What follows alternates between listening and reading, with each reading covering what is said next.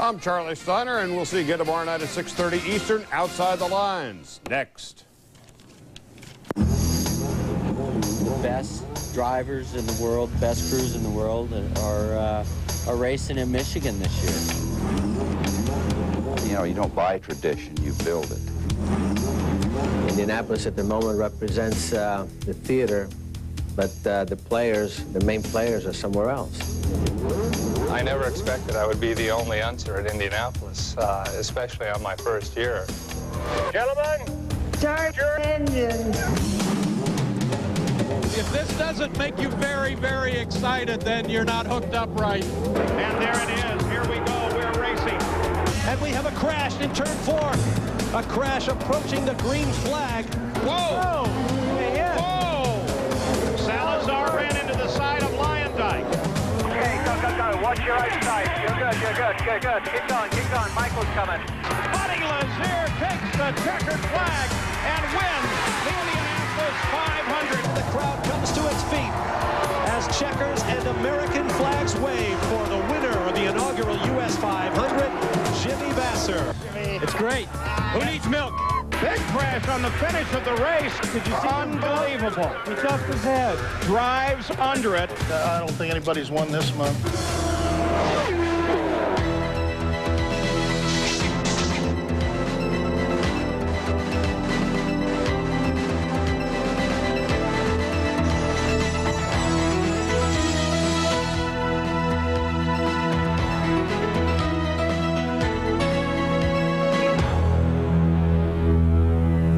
This is where America has come every year for 80 years on Memorial Day weekend. This is where speed is celebrated and heroes are born.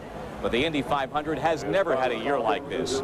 In this hour, we will take a look at the feud in the House of IndyCar Divided, whether these two circuits can indeed coexist, and how an American institution became a political football.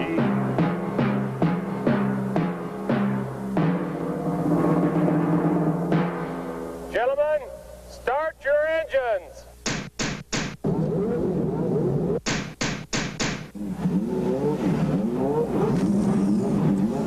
This is a way of life. You know, this has been my life for 30 years plus. I've studied the history of this place, and it's, you know, you don't buy tradition, you build it. What Indy built was challenged this year. CART took its powerful teams and headline drivers to Michigan for the US 500. The winner of this year's Indy 500, can he take the same satisfaction as any prior champion? No, absolutely not. And he will know that. I don't mean it's a hollow victory, but it's certainly not the same level of competition that you'd have otherwise. Tony George's thing, he's going to make stars overnight, okay? I say he won't. The first Indy 500 champion of the IRL era has a remarkable story. Buddy Lazier, racing with a broken back, passing 2 cars over the final 10 laps for the 3rd closest finish in race history. Already in Michigan, the US 500's more experienced and famous field had suffered an embarrassing 12-car wreck on the pace lap.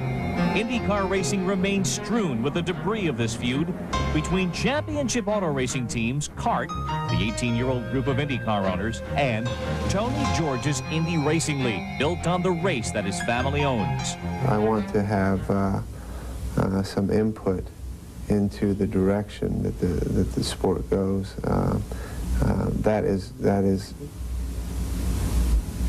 That's paramount. I think this institution has to have some input. The IRL also says it wants to lower racing costs and make the sport more democratic.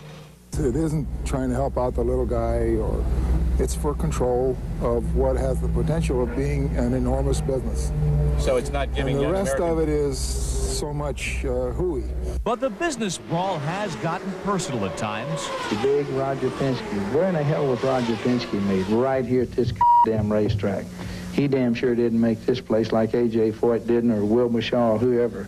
And when I'm sick and tired of hearing the crap, and I'll tell you why, because like Mario, like they made Indianapolis, they made you know what I'm talking about? I've known A.J. a long time. I think that A.J., one of his modus operandi is to put words in other people's mouths first and then tell them why it's wrong. And, you know, that's a no-win situation. This was Indy's situation, a field more than half filled with rookies. And kart stars were in Michigan, as one owner said, as if in exile from Tony George's race. To do what he did down there, which is part of America, to me it's like apple pie and motherhood. It's something you just don't mess with, and frankly I think he's going to screw it up. They certainly want the world to stand still, or perhaps I put it another way, they want the world to revolve around the Indianapolis Motor Speedway. I didn't just fall off the turnip truck. I've been around a little while, and I've had a lot of interaction with a lot of the drivers and car owners. I've gotten to know their personalities pretty well, and a lot of it's not surprising to me. George's vision is an IRL schedule of 5, eventually more, oval track races. To have a totally oval series, you almost have to go back to the 50s. Why do we want to go back to the 50s?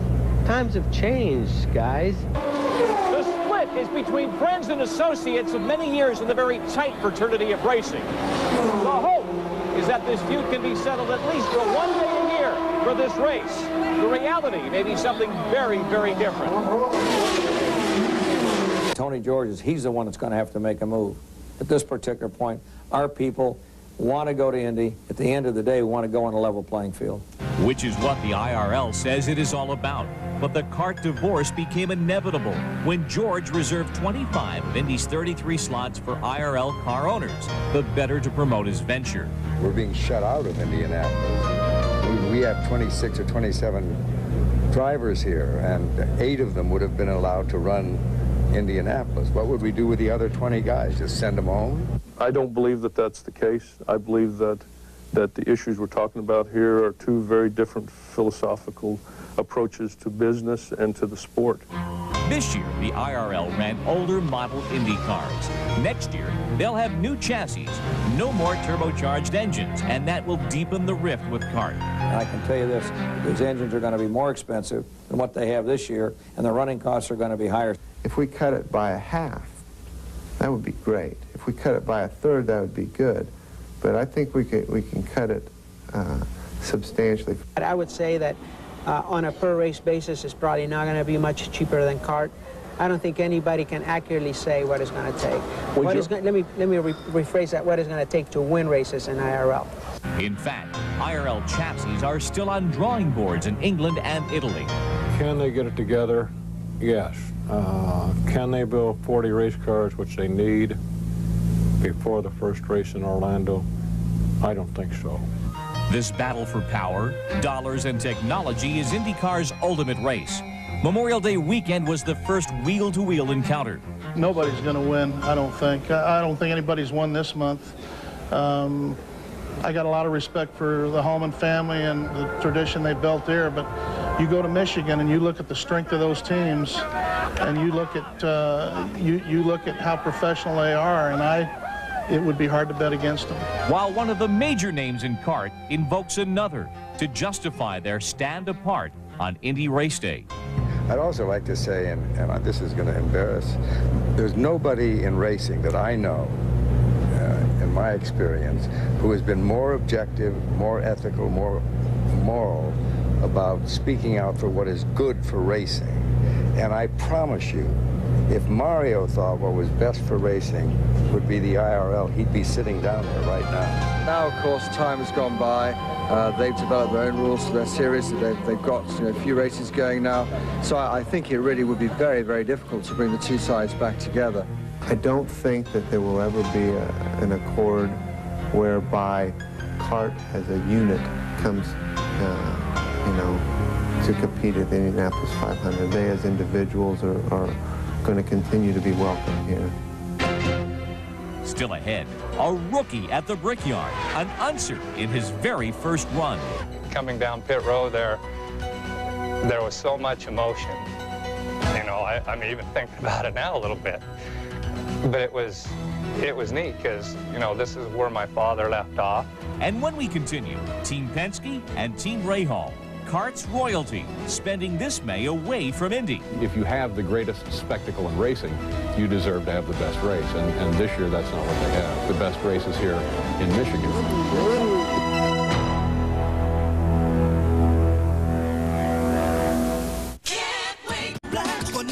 And the atmosphere of Indianapolis, here in the Michigan countryside, the kart teams made their stand. This is Roger Penske's track, so of course his drivers and his cars were here, as was the only driver/owner in CART, Bobby Rahal. Business brought these men here to Michigan Memorial Day weekend, but they were fully aware of what they were missing.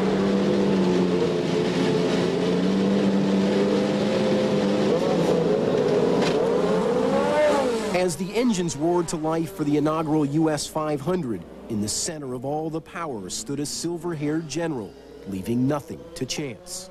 He watches over everybody. You know, you might not think he's around, but he's watching you, and he definitely keeps an eye on your performance. The performance of the shimmering cars tied to Roger Penske is what drives a $5 billion business empire. Since 1979, the men and machines of Team Penske, names like Mears, Unser, and Fittipaldi, have dominated the Indy 500. Easy. This year, the General's Army, shut out at last year's Indy 500, was instead doing battle in Michigan. His legion of red and white shirted soldiers, part of a feverish frontline war with the IRL. When they started to, regulate who can and who can't run in the Super Bowl, it'd be like going to the Dallas Cowboys and saying, hey, you guys can't play this year. The gist of it is the best drivers in the world, the best crews in the world are racing in Michigan this year. We are doing right to be here. I'm very happy, and to stick with this group that we are here all together. Two-time 500 winner Fittipaldi went so far as to declare he would give up running forever at Indy. You would make that sacrifice? Oh, for sure. We have to be with the best.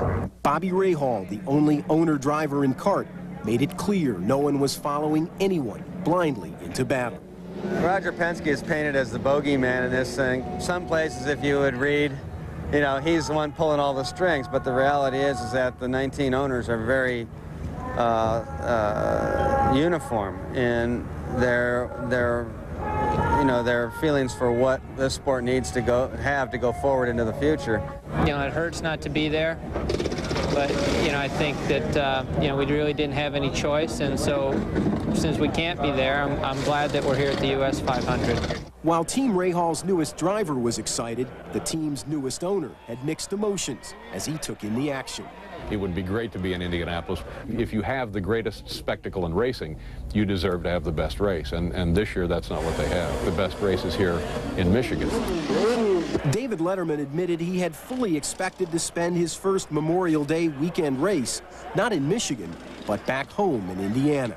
When you're there and Jim Nabors is singing that song, whether you're from Indiana or not, your eyes get a little moist. In fact, just the thought of Jim Nabors moistens my eyes. But in the eyes of Penske driver Paul Tracy, Indy is just another racetrack. I'm not a traditionalist. I've been to the Super Bowl, and I've been to the Stanley Cup playoffs, and I've been to the World Series, and I don't go to look at the stadium. I want to compete against the best drivers. But some of racing's best, including former Indy winners Mears and Rahal, admitted there were things about a month at the Brickyard they just don't miss. You undertake a lot of risk there running every day at these speeds. It's a big risk factor, and I don't miss that. And if you want to talk about cutting costs in racing, a third of the budget is spent at Indianapolis for the 3 weeks there. We miss it in a way, but it seems like it's not as much pressure as it is at Indy. A lot less tense, a lot less pressure. It just feels like the Michigan 500. This was the first U.S. 500. 110,000 fans, $1 million to the winner. Now with Bobby, any last-minute instructions that you give him before he goes out? How dumb do I look? Do I look that dumb? Yeah, what am I going to say? I'll keep an eye on your wallet. That's all I can say to Bobby. There was nothing to say, just stunned silence after pole sitter Jimmy Vasser slammed Herta into the wall right before the opening lap, sparking a wicked crash. Herta's car was totaled, 11 others damaged, setting off some finger-pointing at Vasser. I put it in fourth because I didn't want to spin the tires. So I put it in third. I just wanted to pull away and get going. You okay? Oh, yeah. Thanks. Is the car okay? The car was bad. As Team Rahal scrambled for reinforcements, Herta and the rest of the field waited out the hour delay. He came at me at such an angle, I had nothing I could do, and he just took us right up into the wall. About midway through the restarted race, another blow for Ray Hall's team. With the owner out, all hope now rested with the young, talented Herta, running hard in fourth. You know, Brian's doing a good job. It's been a tough day for him so far, and he's doing a super job, so cheer for him now. The cheering stopped with 34 laps to go as Herta's engine conked out. Motor broke. Nothing else to say. Go home, come back next week. For Penske and his 3 cars, it was another disappointing Memorial Day weekend. The General Stars never challenged for the lead. A temporary setback in a much bigger war, with no finish line in sight. Next, the fans are forced to choose a race, and the IndyCar split even runs through families. When we saw that there were going to be 2 races, Brian right away was going to Michigan, and Dad said, I'm going to Indianapolis.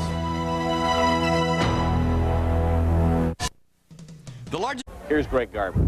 We've got a 79 Cosworth, which is going to go into the Penske. Do the whole Keith Brown and his sons Brian and Bruce are serious racing fans. You might even call them fanatics. Together, they attended 27 straight Indianapolis 500s until this year. Well, it's going to be hard Sunday not having you with us after all these years. Well, I can't believe I'm hearing that from you guys.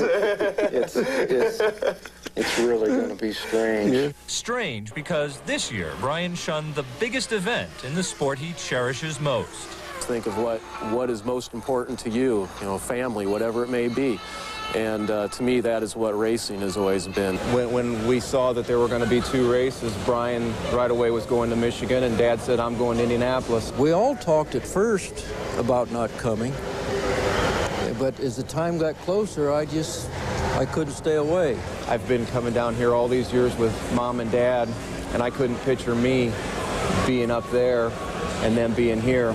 The CART IRL struggle forced passionate racing fans to make a choice. It leaves a huge void in their lives. It's a replacement event. We know and we don't expect that it'll fill that void because it simply doesn't have the tradition and the many years behind it. The quality of the field in Michigan lured purists like Bob Tossell, who broke his personal streak of 51 straight Indies. You know, you don't go to the Toledo Mud Hens if you can watch the New York Yankees, right? And Paula Weinberg, who was so livid she formed Fans United to Save Indy, now counting 1,300 members in 49 states and 10 countries. We don't recognize it really as the Indianapolis 500. It's the IRL 500. It's the Indian 500 this year doesn't exist as we've known it.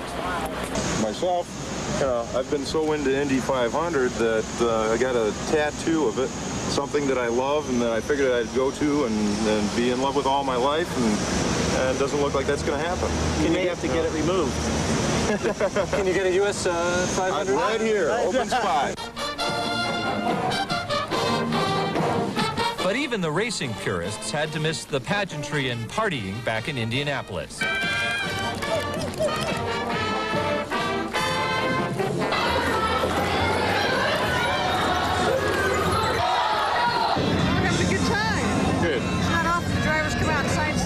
Do you think it's been more important this year, given the circumstances? Yeah, I think we have to, educate everyone to who we are, and, we're trying to put on a good show and, make it fun for everyone. How's business? It's terrible. It's bad. Can't even get face value out the seats. Any other year, these $50 ones, which is in J, on the 4th turn would bring $150 a piece. Today, you're lucky to get 50 on them. Hi, everybody. Having a heck of a time. When his brother Jay got married at the Indy track the day before the race, a large part of Dan Kidwell's heart was in Michigan. He was so opposed to the Indy Racing League, he designed militant T-shirts. I said to my brother Jay, hey, we're all going to the time trials at Indy, but we're going to go to the MIS race, the US 500. And he said, well, that stinks, especially when you're my best man. I said, wait a minute here. We're going to get married. Dan's going to be our best man, and he's going to be at the Michigan race. And he says, it's too bad you're putting this controversy and politics between loved 2 family members. I think the moral of the story is that family is tighter than the IRL cart situation. And it's got to buy. That's the way it should be. That's the way it should be. That's the way it came together. So Dan and Jay Kidwell came together. Would Brian and Bruce Brown have done the same? If it had been in our family and it had been Brian and Bruce, Brian would have said, I'm going to Michigan. I really think he would. Don't you, Bruce? On race day, Brian was in Michigan. Back in Indianapolis, his seats remained empty in protest. Believe it or not, I'm going to miss hearing Jim Neighbors sing Back Home Again in Indiana. It's just one of those things that, corny as it may sound, it's one of those things that just kind of brings a tear to your eye every year when you get ready.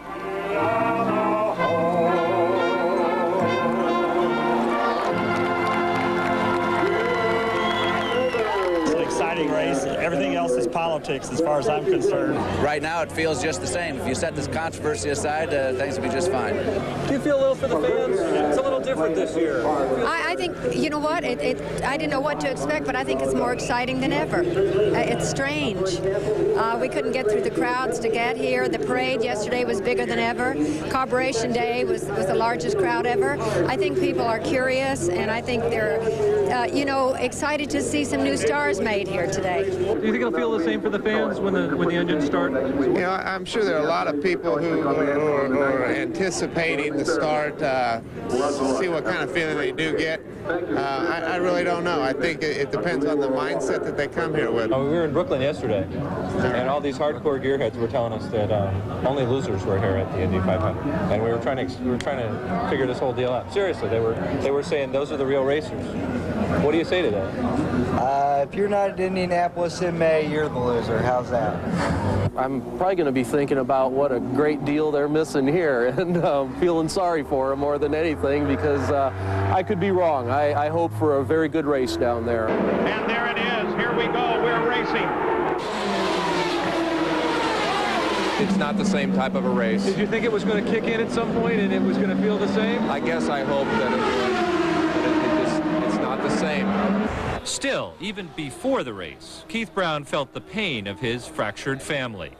It's sad for what's happened, what they've done, I feel, my opinion. I don't know.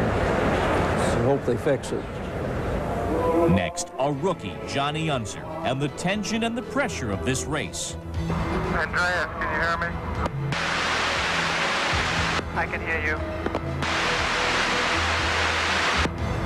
Let's just make sure that is completely right before I go out there, because I'll get run over if it's not.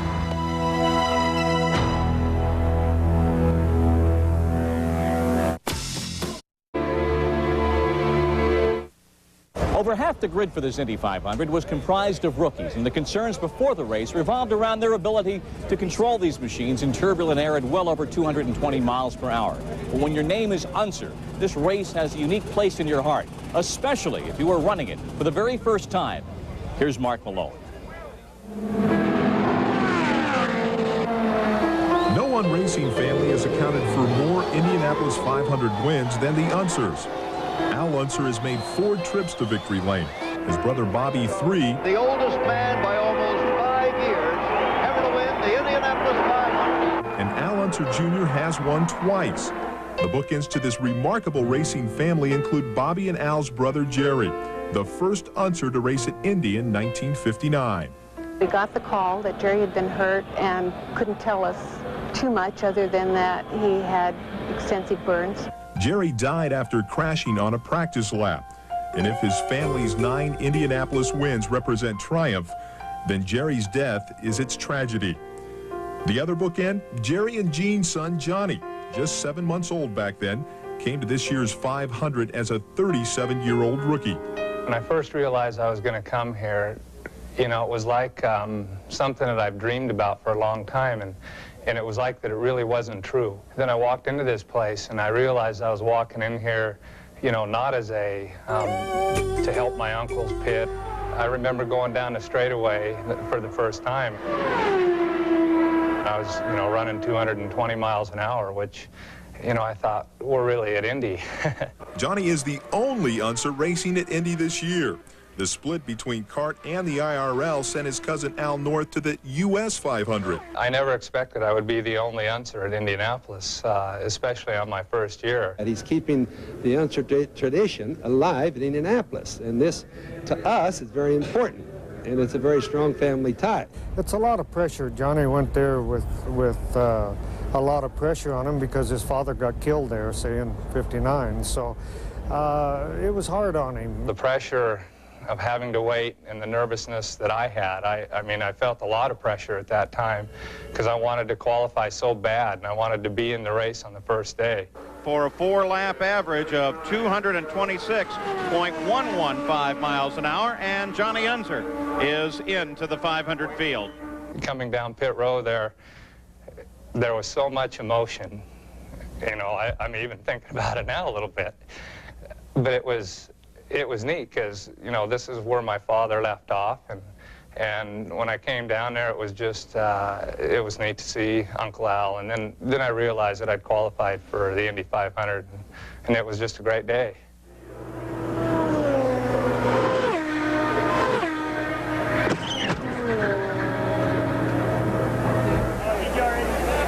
But just 3 days before the race, Unser made a mistake when he touched the infield grass trying to avoid faster traffic. He wasn't hurt, but the incident was a vivid reminder of how a driver's confidence can be damaged as easily as his car. How much fear does a driver live with, especially a guy like yourself who has felt that personally, that tragedy? How tough is that? You know, I don't ever think about it in the car at all. When I get in the car, I know what I have to do, and I'm working on doing it. I can't have that in my mind at all. And that's the same view that my father had, and we all accept that. But it's taken Johnny's mother, Jean, 37 years and the fulfillment of her youngest son's dream to bring her back to the Brickyard. I still had reservations, and after you've put something out of your life for 37 years, you think twice about getting back into it again. I looked at the track. I went and looked where Jerry had his accident.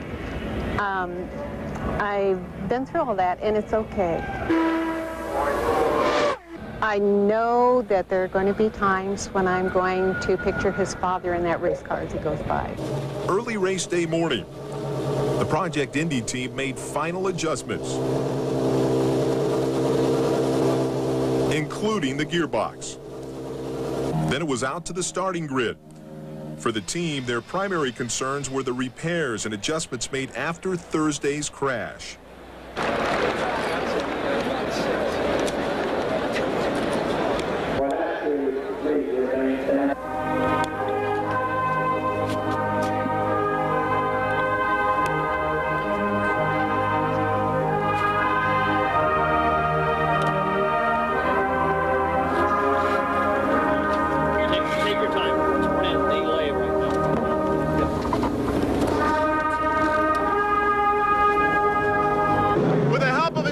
Uncles and cousin, Johnny Unser has persevered through the month of May here at Indianapolis, overcoming the pressures on a rookie named Unser at a track that has given his family honor and tragedy. But on race day, he is left alone to face the demons.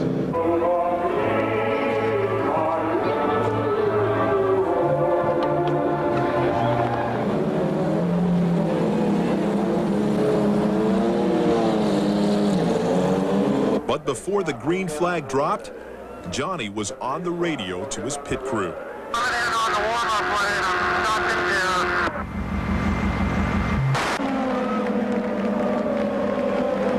And this is Johnny Unser rolling down into the pit area, and we'll keep an eye on him. They go for the calling of the cars.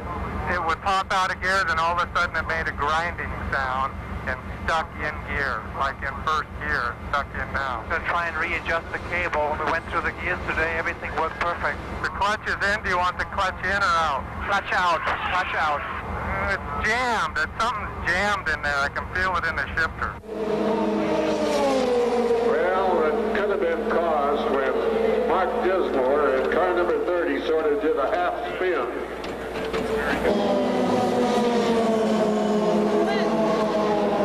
Andreas, can you hear me? I can hear you. Let's just make sure that that is completely right before I go out there, because I'll get run over if it's not. I understand. possible. There's Johnny Unser as he climbs out of his car, and I suspect they've probably decided it's totally done now. It just something doesn't seem fair, you know. Not to have the opportunity to run one official lap, is that ultimately the cruelest demon of them all? It does seem like it's unbelievably cruel. I wanted to go out there and run a good race today and, you know, and show everyone what I could do, I guess. And it's selfish to say that, I suppose, but I know that I can do it inside, but there's something that always wants to, you want to prove yourself. And that's why you do it, I guess. That's why we're competitive. Ahead, we spend a race day like no other with the team running cars both at Indy and at Michigan.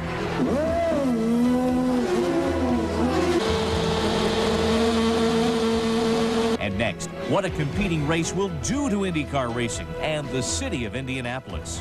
This is the worst year we've ever had here. Why? How much is it down? Probably 90%.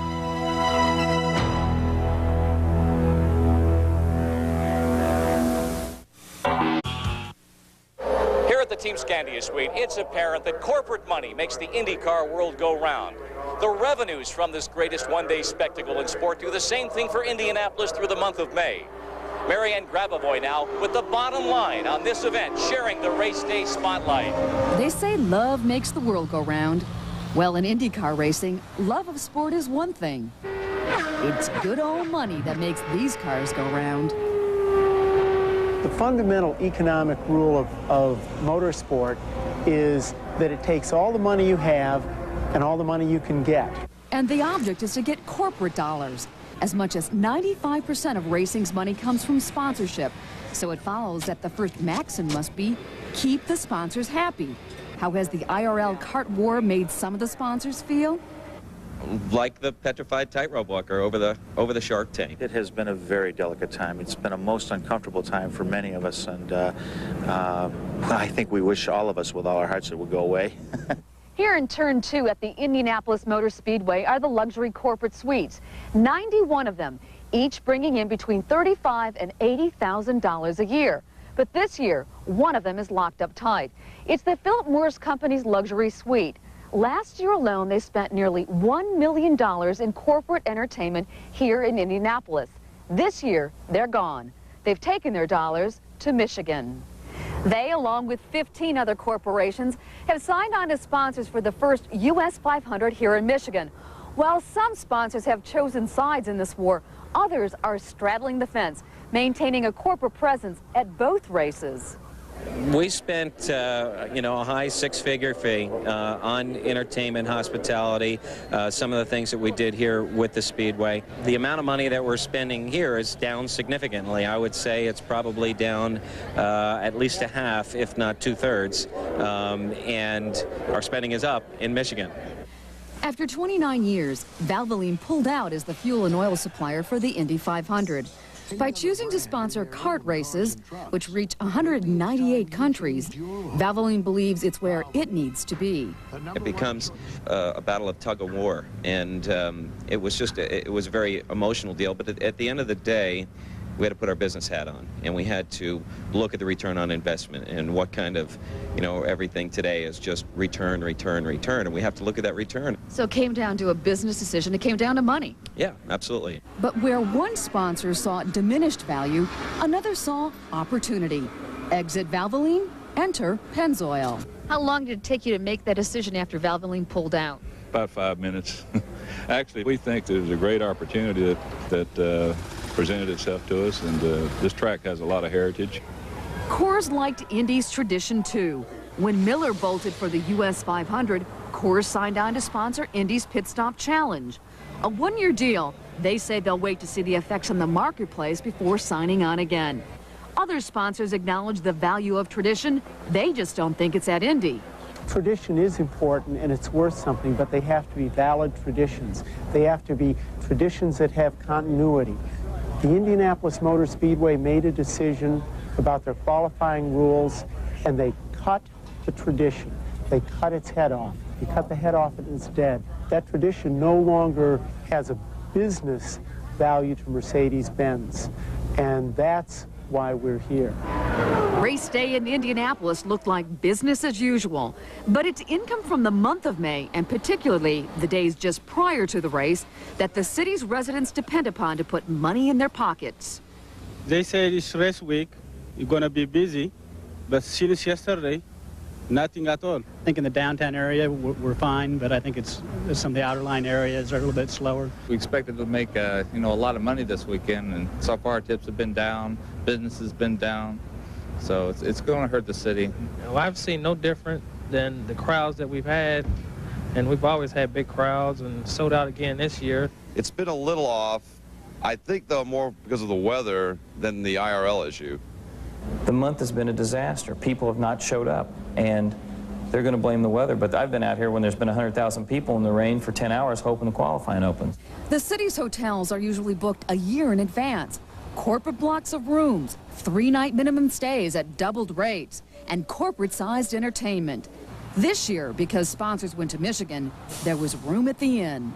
For 6 years, we've told all of our individual guests that there's just no opportunity for occupancy, and for the past 3 or 4 months, we've been pursuing them. The immediate impact of having 2 races on Memorial Day weekend is being felt most by the little guys, especially around the track. How's business this year compared to, say, like last year? This is the worst year we've ever had here. Why? How much is it down? Probably 90%. We just done nothing at all, really. On first day of qualifications, I usually have about 32 cars, and this year I had 10. A lot less fans around here? Oh, yeah. This place should be crowded right now. Does that worry you about the future of the Indy 500? It doesn't worry me because I'm not sure if we're coming back next year. Call it the trickle-down effect. What effect the IRL card war will have on corporate monies will probably take a year or 2 to shake out. We're definitely going to continue with the kart series. The question is, are we going to have an IRL program? Mercedes leaving Indianapolis, in your estimation, should that be a wake-up call to the Speedway?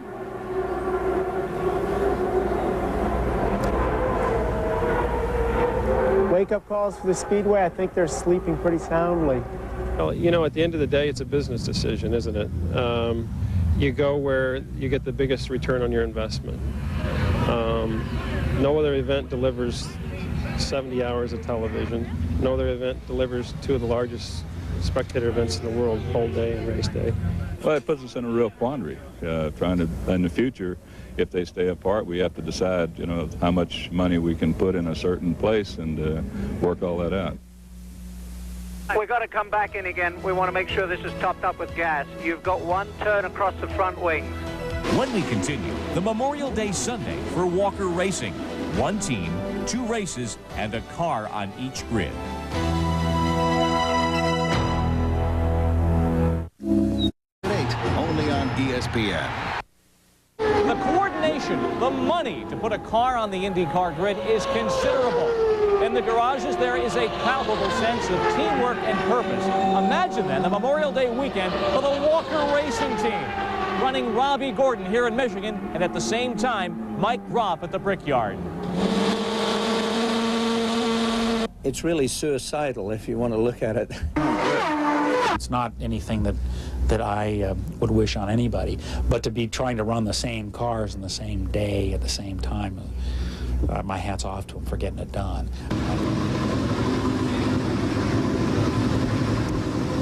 We're practicing pit stops now. Go!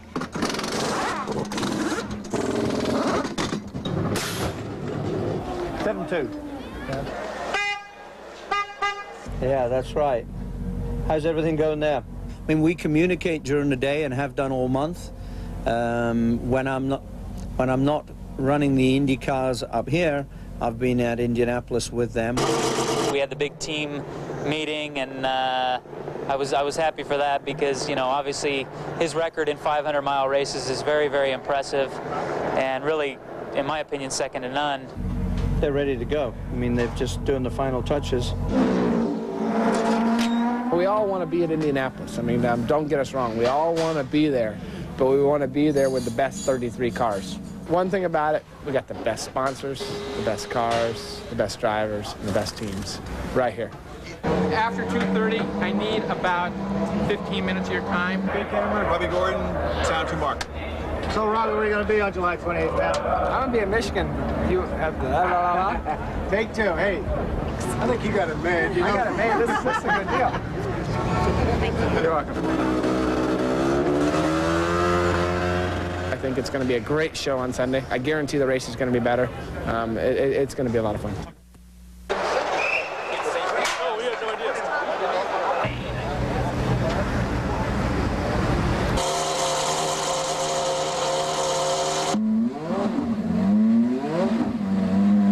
Stay out of trouble and go fast, and that was the bottom line. So, and I think that's where we're headed. We're not too happy about our qualifying position. One thing good about it, should be an exciting show for the fans because we're going to go to the front. Oh, yeah. Robbie's the man. American, young, you know, just nice guy. Plus, I like Valvoline, so. Ladies and gentlemen, start your engines.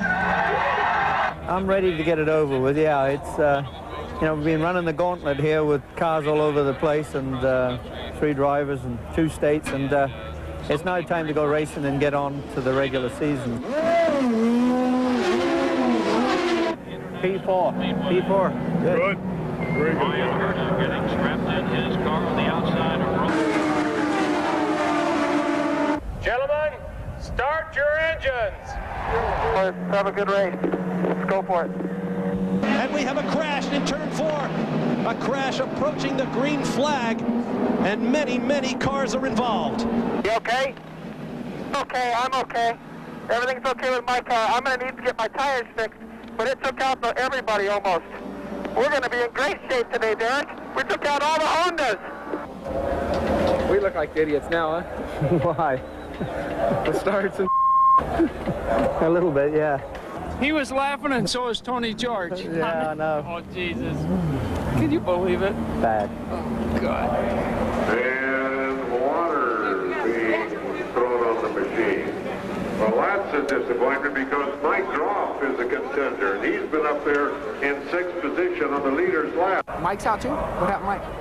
They said he went into the pits, went out, and they had a fire. I don't know what that means, whether it blew up or what. Out of the race. At least we'll give fans a good show still. Yeah, we'll put it back together again and run for it. When I'm in the draft, just down the draft, I can't run with those guys by myself and they heat me up. Okay, go. Watch your outside. You're good. Keep going. Michael's coming. Why not? Didn't reach it. Okay, let's come back in again. No, each side.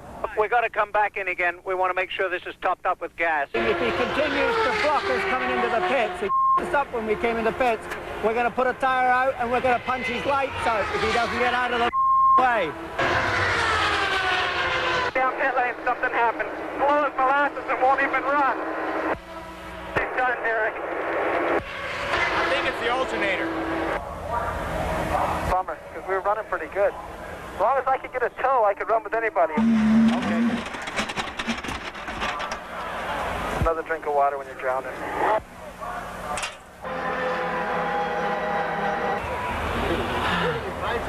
They still know by the telemetry that they are low on voltage, but they think there might be another problem as well. It blew up now. It blew up for good. Okay. Tough day. Good job anyway. I mean, it wasn't our day, but you did a hell of a job. Cannot believe it.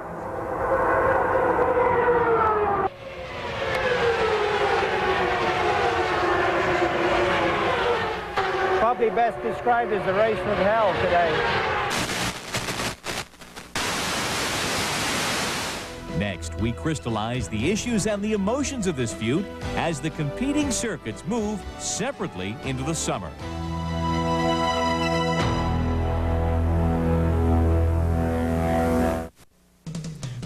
Car racing gives us now the rare sight of a sport divided on dollars, principle, and emotion.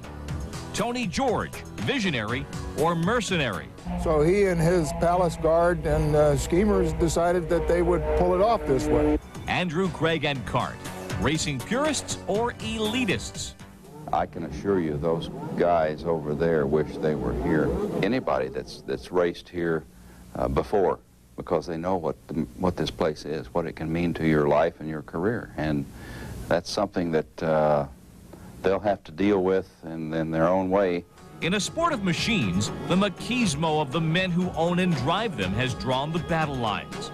The IRL, standing on opportunity for young American drivers and affordable racing packages. CART, on its established stars who push the envelope of speed and technology. In the balance is a part of American culture, the Indianapolis 500. In American fashion, the issue of whether there will be just one circuit and what happens to the tradition of Indy will be determined in the marketplace. Racing sponsors have their eyes on the fans.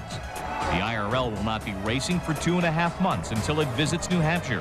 That same day, CART will run its 8th race since Memorial Day.